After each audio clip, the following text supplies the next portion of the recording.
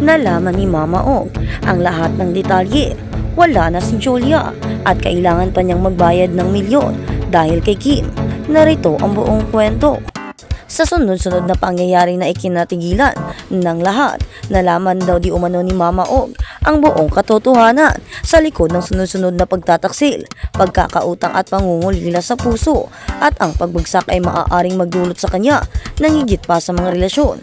Maaaring milyon-milyon ang gastos niya. Kinumpirma ng mga mapagkukunang malapit sa inner circle na wala na si Julia, ganap na wala sa larawan. Iniiwan si Mama Og na harapin ang pinansyal at emosyonal na pagkawasag ng mag-isa. Ngunit ano ang mas masama?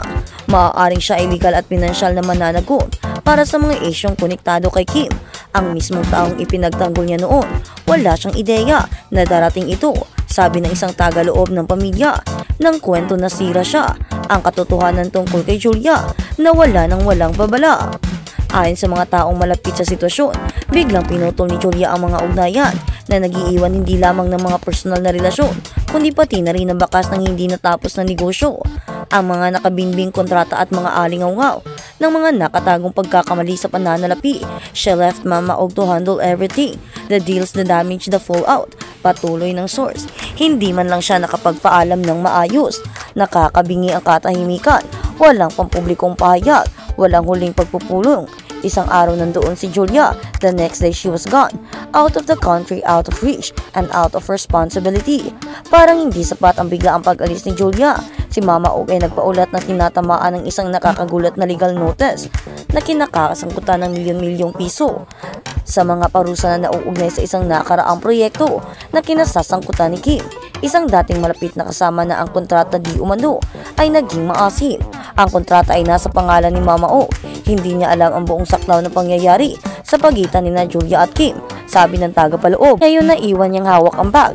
Iminumungkahi ng mga ulat na ang mga pagkaantala, hindi na babayarang mga deliverable at di umano yung mga paglabag ay nasa gitna ng legal na kailangan pumirma bilang guarantor at panagutan ang nasa kanyang mga balika. Nag-iisa, sabi ng mga saksing malapit sa komportasyon, nang malaman ni Mama Og ang lahat, ang pera, ang pagtataksil, ang kasinungalingan, ay kitang-kitang siyang nanginginig. Nagkulong umano sa kanyang silid ng maraming oras, tumangging makipag-usap sa sinuman. Nagtiwala siya sa kanila, sabi ng isang kaibigan ng pamilya. Ibinigay niya ang kanyang buong puso at ngayon wala siyang natitira kundi utang at kahihiyan. Sinasabing siya ay nag-i-explore ng mga legal na opsyon, ngunit ang damage control ay nadudulot na sa kanya ng emotional at pinansyal. Ang dating isang pamilya na binubuo sa katapatan ay nabali ng hindi na makilala. React ng netizens, kinamit siya ni Julia, sinira siya ni Kim, ngayon si Mama Og ang nagbabayad. Ang online na mundo ay sumabog sa reaksyon at haka-haka. Kawawa naman si Mama Og, siya ang pandikit at ngayon siya ang nagbabayad para sa kanilang gulo. Umalis si Julia na parang walang nangyari. So unfair. Ito ang dahilan kung bakit hindi mo pinaghalo ang pag-ibig, tiwala at negosyo. Trending sa mga platform ang mga hashtag tulad ng hashtag Justice for Mama Og, hashtag Julia Walkout, at hashtag Kim's Millions. Ano ang mangyayaring yun? Sinasabi ng mga source na inaayos ni Mama Og ang kanyang pananalapi, naghahanap ng legal na payo at tahimik na sinusubukang itayo muli ang kanyang buhay sa likod ng mga eksena. She's strong but this almost broke her. Pagtatapos ng insider, she's trying to forgive pero hindi niya makakalimutan. Konklusyon, mula sa pamilya hanggang sa fallout, ang nagsimula bilang isang makapangyarihang samahan sa mga taong tinatawag ang isa't isa na pamilya ay naging legal at emosyonal na bangungot. Nawala si Julia, nag-backfire ang kontrata ni Kim at ngayon naiwan si Mama Og sa mga piraso at isang multi-million piso na bagyo upang mabuhay. At sa kabilang banda, Gerald Anderson humingi raw ng tulong kay Raffy Tulfo. Nagulat ang mga netizens. Muli naging usap-usapan ng kapamilya aktor at Army Reservist na si Gerald Anderson. Pero sa pagkakataong ito, hindi para sa isang pelikula o public service initiative.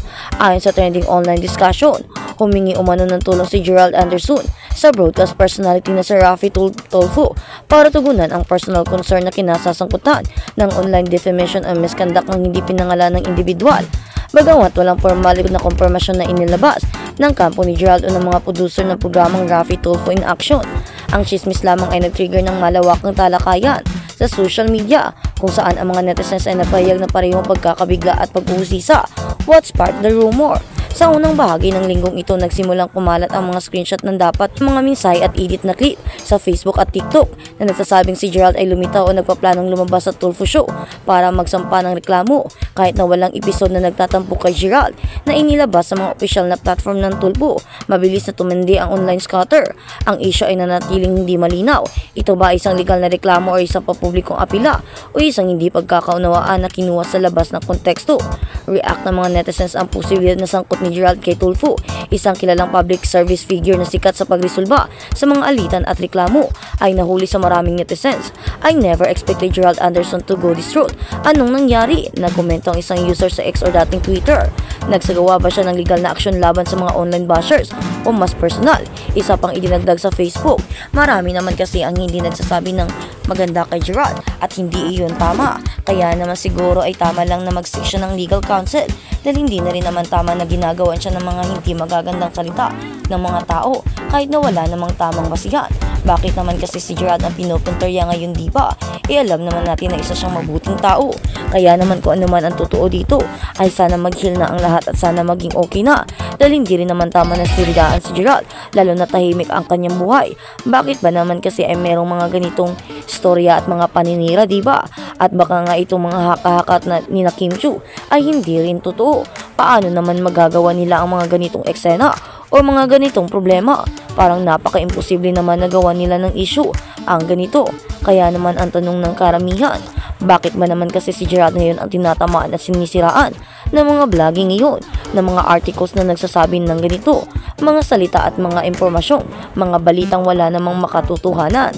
Kaya naman ang sigaw ng karamihan, sana naman ay magkaroon ng hustisya at maging okay si Gerald dahil hindi rin naman tama na ganoon yung ginagawa.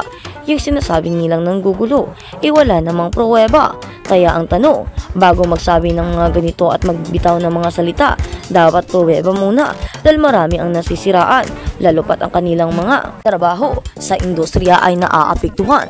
Tama bang magsalita at magbitiw ng mga impormasyon? Walang tamang ebidensya.